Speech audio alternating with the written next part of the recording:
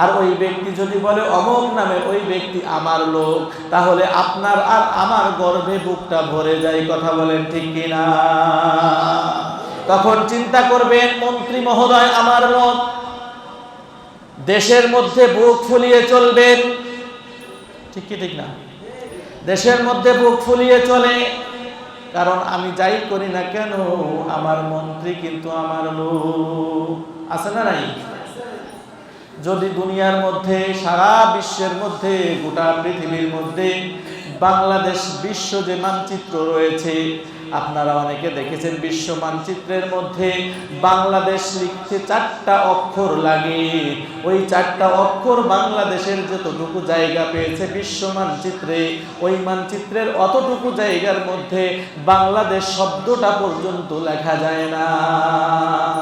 এত ছোট একটা দেশ বাংলাদেশ, বাংলাদেশ শব্দটা ওই মানচিত্রের মধ্যে লেখা যায় না। বয়াকার অনেসার বাংলা একার লা বাংলা, আর দয় একার তালবর্ষা ইন্ডিয়ার মধ্যে চলে গিয়েছে। দেখবেন ভালো করে বাংলাদেশের মানচিত্রটা, বাংলাদেশের মানচিত্র দেখবেন চলে গিয়েছে ওই বিশ্ব মানচিত্রে বাংলাদেশের নামটা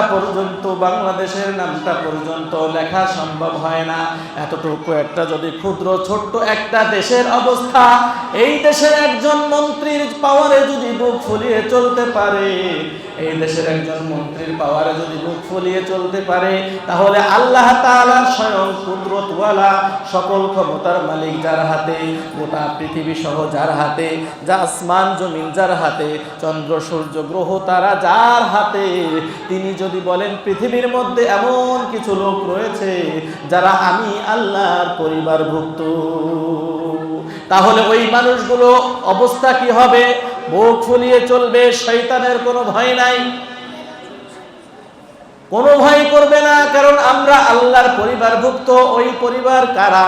আল্লাহ তাআলা বিশ্ব নবী সাল্লাল্লাহু আলাইহি ওয়াসাল্লামের মাধ্যমে জানিয়ে দিলেন, ইন্না লিল্লাহি আযজা ওয়া জাল আহলিনা মিনান নাস ক্বালু মান হুম ইয়া রাসূলুল্লাহ ক্বালা রাসূলুল্লাহ قالوا من هم يا رسول الله قال أهل القرآن هم أهل الله وخامته।